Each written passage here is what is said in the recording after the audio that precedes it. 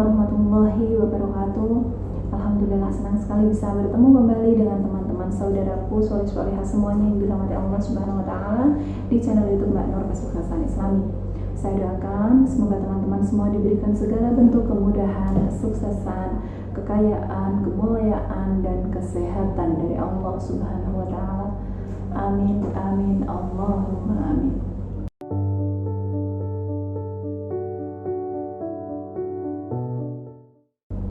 Teman-teman, Mbak Nur mau sedikit cerita nih ke teman-teman. Ada kejadian yang mengherankan dan ngawur. Sampai Mbak Nur dan tim menyebutnya ini klaim ngawurologi.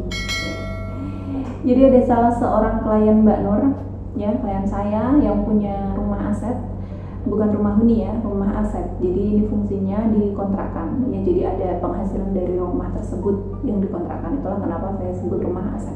Jadi setiap tahunnya selalu ada orang yang ngontrak di rumah beliau ini. Namun anehnya si orang yang kontrak ini katanya merasa sering diganggu oleh makhluk halus ya. Oke. Kita semua tahu, kita semua meyakini bahwa hal yang gaib itu ada.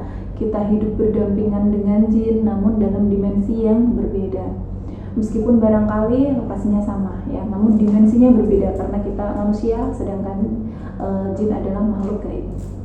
Akan tetapi yang Mbak Nur sebut ngawurologi ini adalah ketika dia, si pengontrak, sudah mulai menghalu, tahu ya, menghalu, menyebut bahwa hantu atau makhluk astral yang mengganggunya selama ini adalah arwah dari mendiang anak dari klien saya, si pemilik rumah. Karena setiap waktu tertentu di malam hari khususnya, si pengontrak katanya ini sering melihat anak kecil berlarian di dalam rumahnya. Ada suara anak-anak kecil yang menangis di pojokan rumah. Dan dia bilang, dia ini si pengontrak ya, dia bilang bahwa setelah dia datang ke orang pintar, kata dia, orang pintar itu bilang bahwa arwah anaknya, si pemilik rumah ini nggak tenang, yang sudah meninggal itu nggak tenang, dan akhirnya klien saya disuruh untuk membawa kacang hijau sangrai, ya kacang hijau yang sudah disangrai ke makam si anak. Katanya disuruh menaburkan di situ. Arwah si anak tenang dan bisa menikmati hidupnya di alam kubur dengan damai dan bahagia jika sudah ditaburin sama kacang hijau sangrai. Ajaran dari mana ini? Padahal arwah saudara-saudara kita yang atau keluarga kita yang sudah meninggal hanya butuh kiriman doa dari kita, bukan kacang hijau. Lah emangnya mau jualan bubur kacang hijau di alam kubur? Enggak kan? Gini loh, lagian kita semua tahu bahwa di alam kubur ada yang namanya fitnah kubur, ada yang namanya siksa kubur, dan kita sebagai muslim sangat tahu sekali bahwa hal-hal yang bisa menyelamatkan kita dari siksa kubur adalah amalan kita semasa kita hidup. Apa saja amalannya?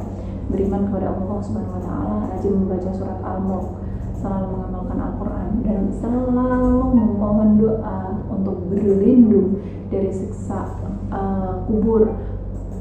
Ya, dari siksa kubur, dari fitnah kubur. Bagaimana doanya? Doanya seperti ini. Bismillahirrahmanirrahim. Allahumma inni a'udzubika min azabil qabri wa min azabin nar wa min fitnatil mahya wal mamati wa min fitnatil masiihid dajjal.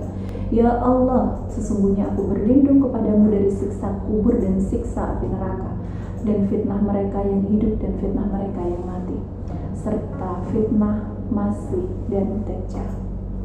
Dan yang lebih ngawurologi lagi adalah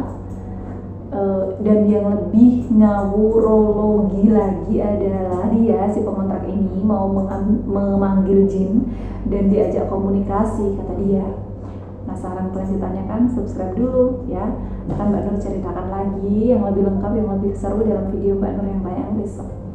Kencangin ibadah, kencangin zikir, kencangin bekerja. Mari bersama sukses dan berkah di jalan Allah. Wassalamualaikum warahmatullahi wabarakatuh.